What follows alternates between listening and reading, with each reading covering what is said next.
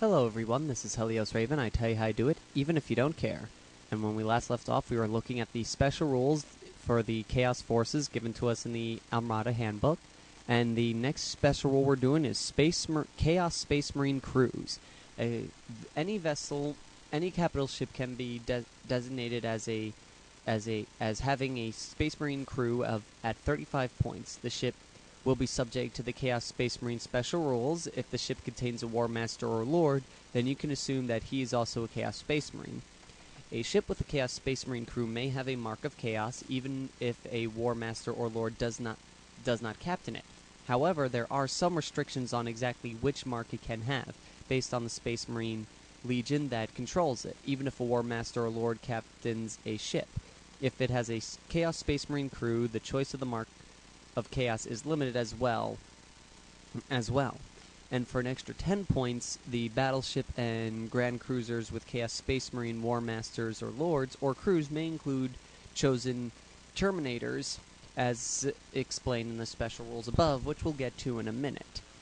And so basically what this was is it allowed you to have Chaos Space Marines in your forces. You can, like I said, you can only do it to any capital ship. And what it basically does is that it gives the following bonuses to the ship itself.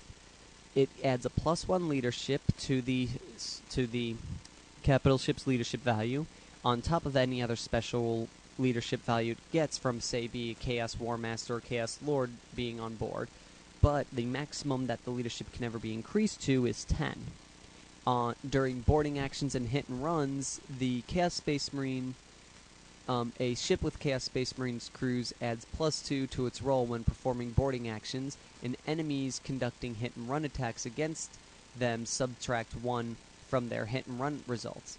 And any hit-and-run attacks launched by boarding torpedoes, Dreadclaws, Thunderhawks, or teleportation originating from such a ship that has Space Marine crews adds 1 to their result.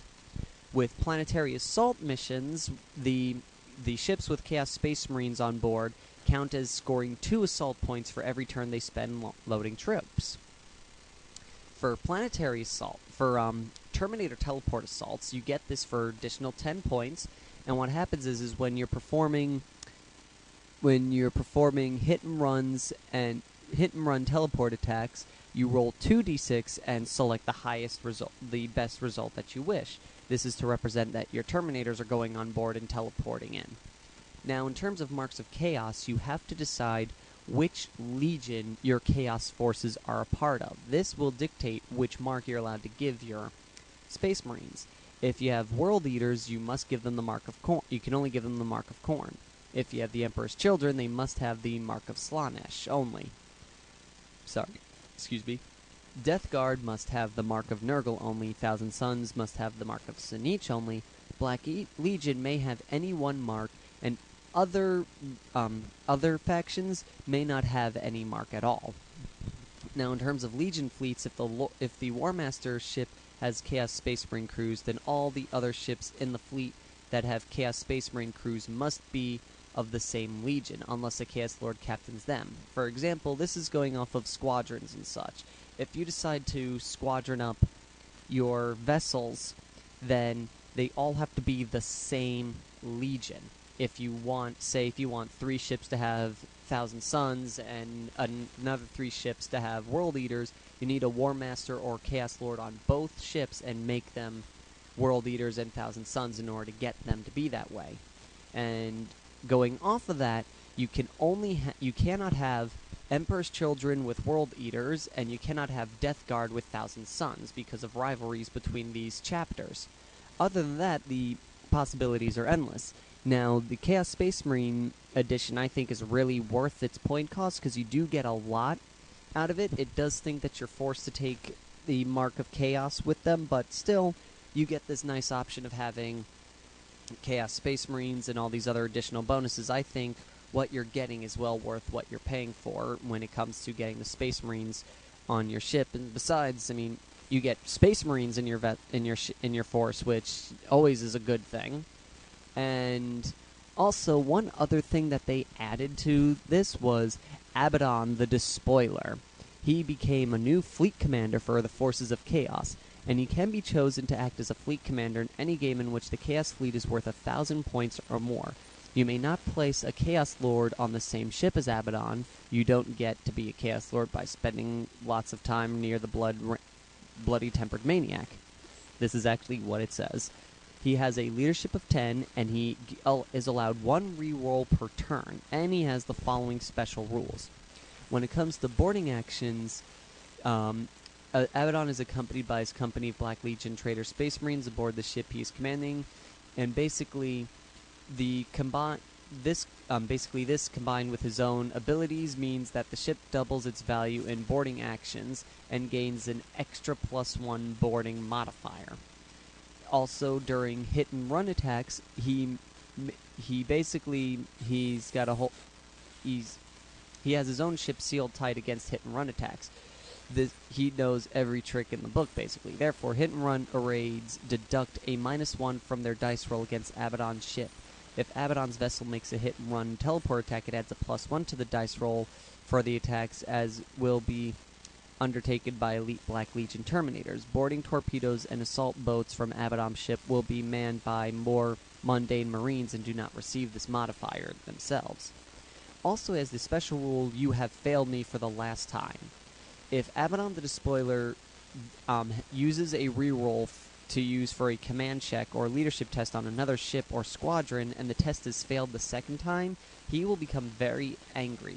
And I mean very, very angry. In the Chaos shooting phase, he will direct about half his fire. He will direct half his available firepower and lance strengths of the ship he is commanding against the weakling who failed him, assuming that he is in range to fire at him. You resolve the attacks as normal, just as if Abaddon's vessels were an enemy.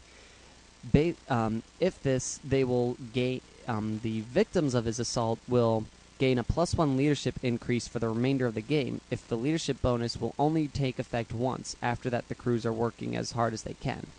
If the object of Abaddon's wrath is out of range and or fire arc, he will leave them to their fate, and his remolls may not longer be used on it. This means that no further command rerolls may be used on that particular ship or squadron unless it's carrying its own Chaos Lord with the mark of Zenich.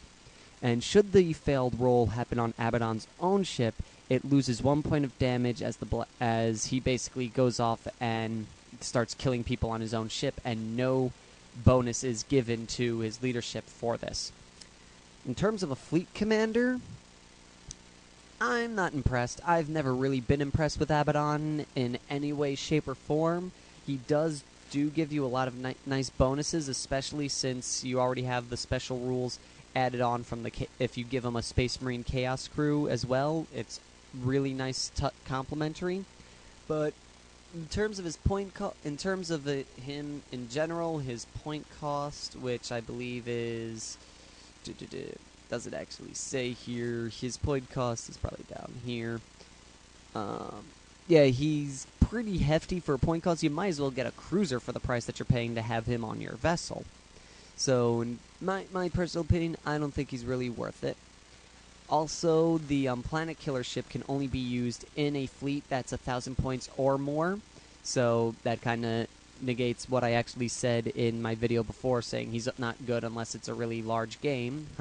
Sorry about that. Also, one quick note, the Chaos Forces may replace their ships with Thunderhawk gunships instead of launching the instead of having the other vessels. But to do this, you cut the number of bays that they have in half, rounding down.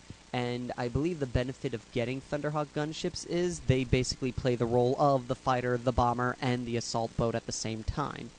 All in all, special rule-wise, I think the Chaos Forces did get a lot of benefits. I think some of the rules are really nice. Like, I do like the Chaos Space Marines.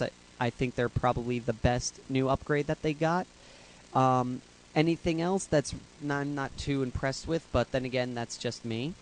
And so that is it for the Chaos Forces for now. So tune in next when we go over an overview with them. So until next time, this is Helios Raven, signing off.